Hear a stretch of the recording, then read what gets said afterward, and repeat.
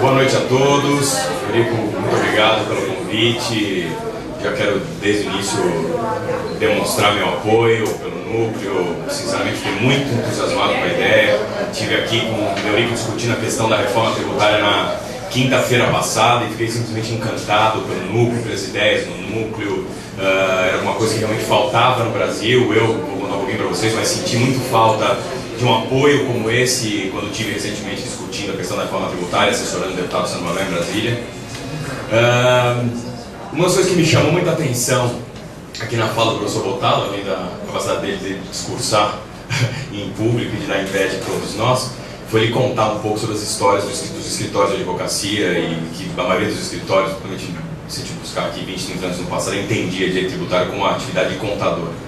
Felizmente, o meu escritório, o escritório Pinheiro Neto, o qual eu tenho o prazer de ser sócio há alguns anos, tem uma história completamente diferente em relação ao assunto. O Pinheiro Neto, há 30 anos atrás, nos chamava Pinheiro Neto e Gomes de Souza.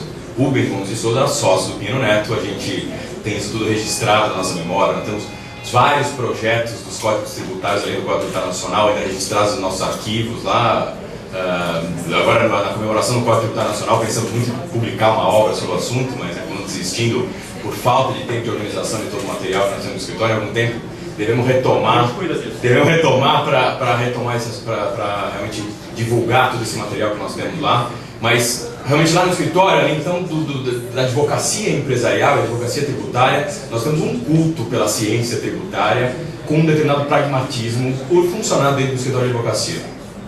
Mais recentemente eu fui convidado a participar como assessor do deputado Sandro Mabel na questão da reforma tributária. E sinceramente, reforma tributária é uma coisa que me chama muito a atenção. Todas as vezes que um projeto era enviado à Câmara dos Deputados nos últimos 15, 20 anos, sempre fiz questão de ficar um pouco perto disso, discutir, participar de seminários, publicar artigos sobre o assunto, mas não tinha uma grande simpatia por participar de perto e até pelas questões políticas que tudo isso envolve.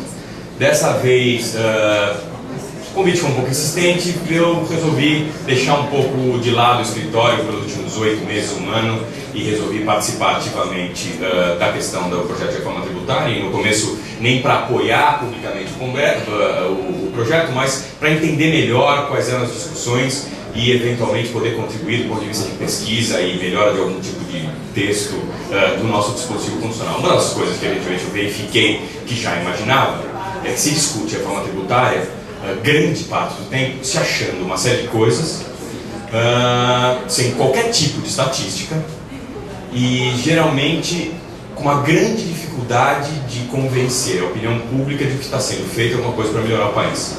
Existe uma grande barreira entre a comunicação dos políticos hoje em dia no Congresso Nacional, por mais boa fé que em algum momento eles possam ter, e o grande público que não entende simplesmente qualquer tipo de questão relacionada à reforma tributária nos moldes em que vem sendo discutido.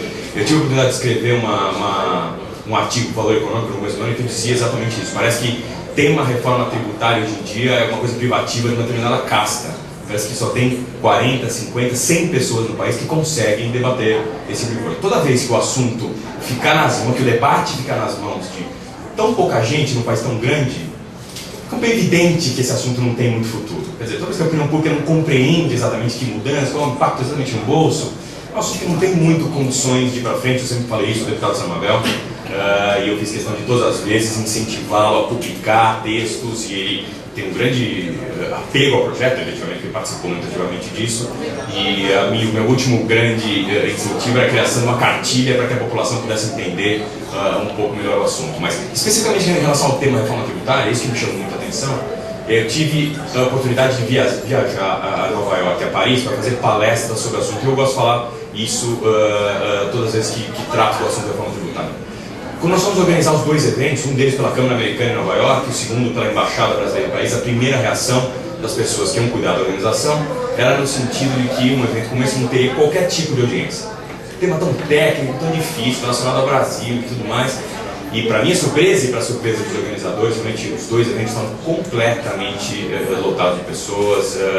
Em Nova York, os grandes bancos internacionais, as grandes empresas internacionais fizeram questão de participar desse evento, e você percebia a preocupação deles com o assunto e que tipo de mudanças poderiam ser implementadas no Brasil. Paris foi a mesma coisa, e em seguida em Paris eu tive a oportunidade de visitar o CDE. A gente estava discutindo muito o modelo do IVA federal que seria implementado por conta da reforma constitucional. E agora, no começo do ano, nós fizemos um congresso lá em Brasília com a presença de todos os membros da OCDE, responsáveis pela equipe tributária, para que eles viessem debater um pouco o assunto aqui no Congresso Nacional e nesse seminário que nós organizamos junto ao CNI. Uma das felicidades que eu tive nessa história toda é poder eventualmente trazer a OCDE e todas as pesquisas que eles têm mais para perto do Brasil.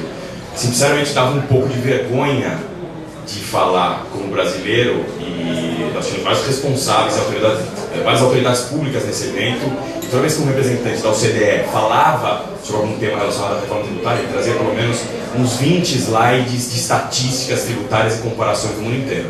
Toda vez que um representante ou da autoridade brasileira fala sobre uma questão como essa, nós discutimos um pouquinho, você falou um pouco sobre isso, nós temos uma grande dificuldade de ter dados para poder justificar as nossas posições. Na minha opinião, esse é um dos grandes problemas. Toda vez que eu questionava algum dispositivo nas nossas discussões sobre a reforma tributária, eu ia muito nesse sentido. Eu falava, vocês estão decidindo isso com base em quê? Quais estatísticas foram vistas? Quais temas foram pesquisados? Da onde você tira... Ah, não, mas esse é o melhor caminho. Na Europa é assim. Na equipe do Sanoabel, eu tinha a pretensão de fazer uma série de mudanças em relação ao IVA federal, e todas as conversas que a gente tinha com a Fazenda, com a Receita Federal, as respostas vinham no sentido de que era assim na Europa. E nós fizemos a questão de visitar o CDE também para mostrar para eles que não era assim, que na prática as coisas aconteciam de maneira um pouco diferente, e acabamos trazendo uma tabela com a aplicação dos dispositivos em todos os países europeus, depois de uma conversa com o CDE, para poder mostrar que as alterações precisariam ser feitas. Então, esse núcleo cai num momento especial, porque é um momento em que o Brasil, eu acho que está começando a enxergar que você não se discute qualquer tipo de coisa tão complexa e tão difícil, se você não convencer a opinião pública, você está fazendo uma mudança baseada em estatísticas, em pesquisas, que tem um lado pragmático. A gente não precisa simplesmente fazer pesquisas para nada, não precisa fazer pesquisas para discutir a ciência do ponto de vista teórico. Nós podemos aplicar essas questões do ponto de vista prático. Eu estava comentando aqui com as pessoas que estão no meu grupo que vai ser muito difícil que projetos apresentados por esse núcleo, se a gente conseguir desenvolver essas ideias que estão sendo implementadas agora e sejam enviadas aos congressos, com a base que eu imagino que vão ter, sejam simplesmente deixados de lado ao longo do tempo. Vai começar a pegar muito mal nos deputados e para o Congresso Nacional se eles começarem a não dar atenção a esse tipo de projeto. E é por esse motivo,